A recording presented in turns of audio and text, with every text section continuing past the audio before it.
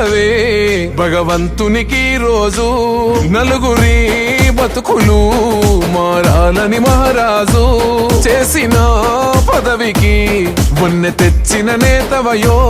మోసిన నేలకు రుణం తీర్చిన వాడవయో ఎవరమో భీము నీకు ఓ వరమే నువ్వు మాకు సమరమే రోజు నీకు నీ అడుగే మా కొరకు యహ గరీబు లీడరువో నువ్వు మా పండు వెన్నెలనే ఉండుండి నువ్వు నవ్వితే నవ్వు